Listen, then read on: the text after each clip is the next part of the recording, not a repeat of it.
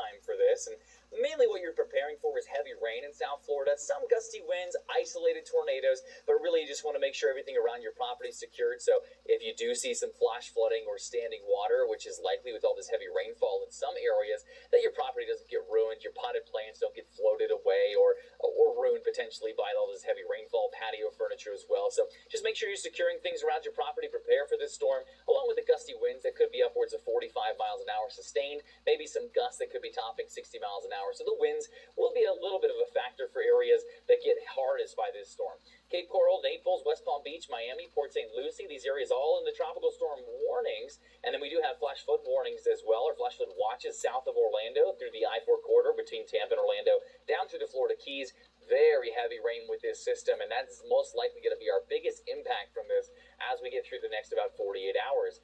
The GFS, the American model, forecasting this white swath of rainfall, and that is upwards of 8 to 9 inches of rain. The National Hurricane Center also forecasting upwards of 6 to 10 inches across most of South Florida. In addition to that, because of the circulation around our tropical system from Key West up to West Palm Beach over to Naples, we do have some isolated tornado potential on Friday, Saturday as well. We do have tornado potential. This extends nearly to Orlando, does cover the Cape Canaveral area, down through portions of southwestern Florida, just south of Sarasota. So expecting the chance for a spin up or two around the area of low pressure or around our potential tropical storm. Cape Coral down to Key West, expecting scattered showers to increase throughout the morning hours today. Heavy downpours at times, an isolated tornado again for far south Florida, including the Miami area, Broward County. Storms really begin to intensify in the overnight hours and into Saturday, where we get all this heavy rainfall to come in. And again, that isolated tornado potential, but the rain is going to be our main factor here, along with some gusty winds around that center of circulation. Still have some strong storms lingering according to this forecast model by Saturday afternoon,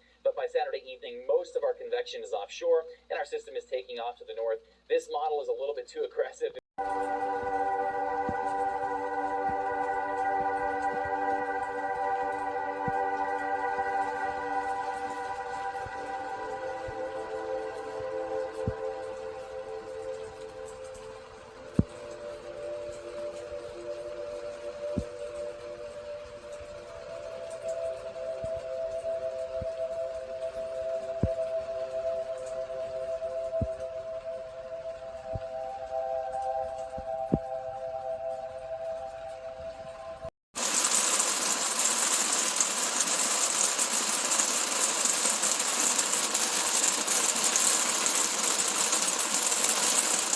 Well, I had to take the top off.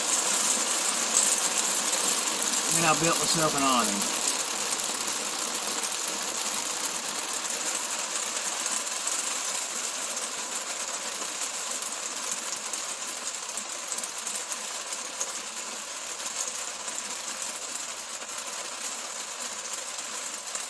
It's not quite here yet.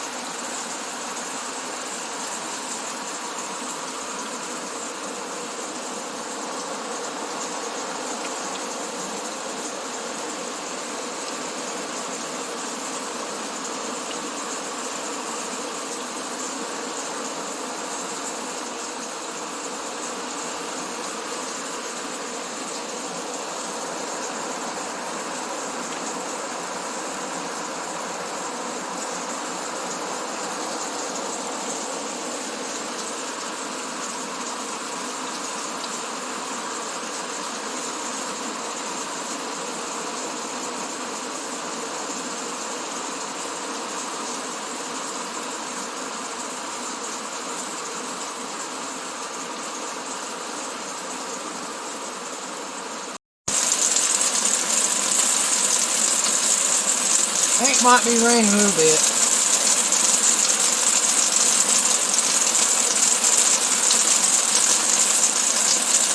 Here, beating on the awning.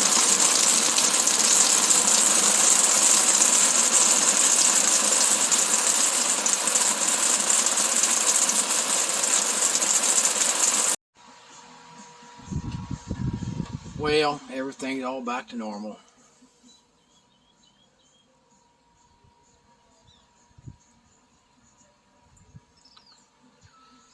Seven inches of rain.